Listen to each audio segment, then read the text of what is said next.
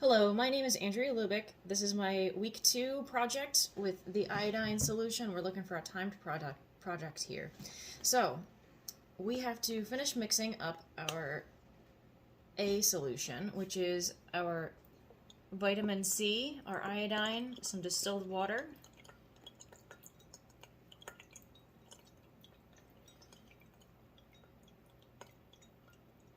Alright, so I have squeezed in just under 100 milliliters here.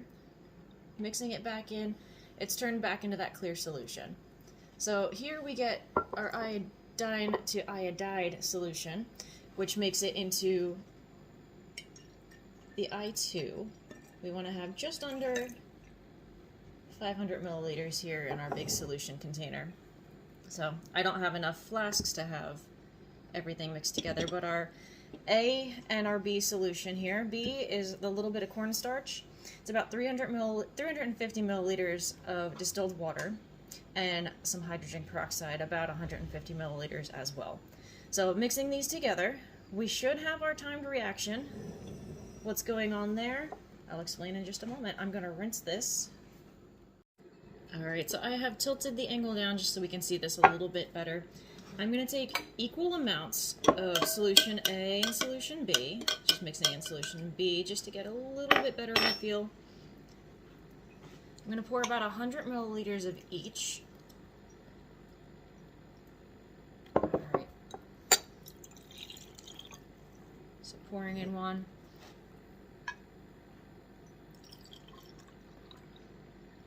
Solution A going in now. And we're going to time and see how long that reaction is going to take.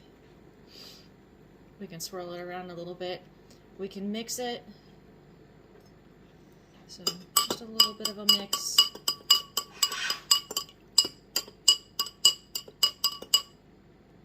So what should happen here is it'll turn a dark blue. Now this could change varying on how hot the solution is. Mine has cooled down a little bit. It was pretty hot before. How much we mix it could change how fast it could take.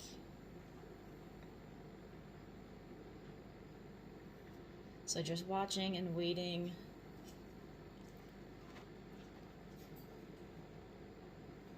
So what's going on with the solution is we're taking the elemental form, which is when it should turn blue or like that dark brown color, and we're also taking those iodide solutions, or the iodide ions. That's the I2 as well. So we get two forms of the iodine. Still not quite happening. It could take up to a minute here for it to change, so I'm actually going to stir a little bit more. It's still pretty warm.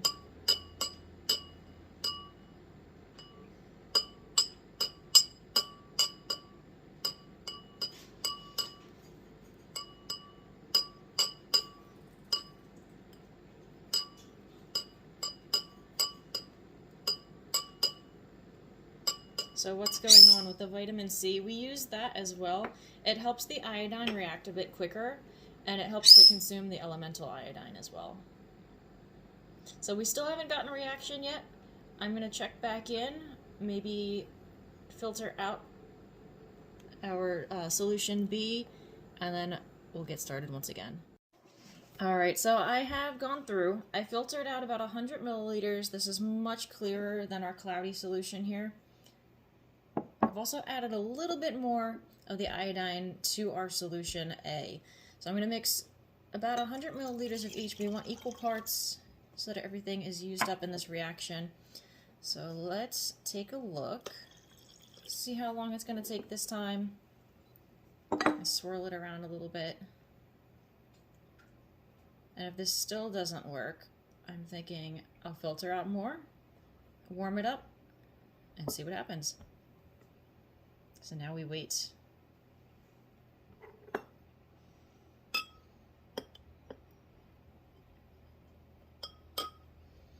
So again, what we look for is two different reactions here, looking for the iodide, the I2 to be created, as well as the iodine, the elemental form. And that's when it turns to that dark blue or that dark brown color.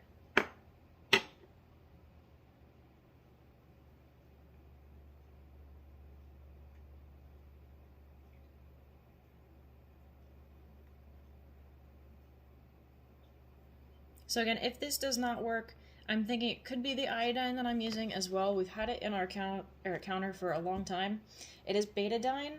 It's a little bit older. It is the 10% solution, so I have used a little bit more than the recommended amount. And again, we are not getting that reaction here.